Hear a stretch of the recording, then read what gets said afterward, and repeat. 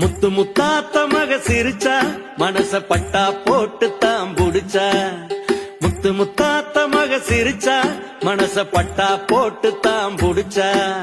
தரிசு விளைஞ்சது போல என் மனசு நிறைஞ்சிருக்கும்.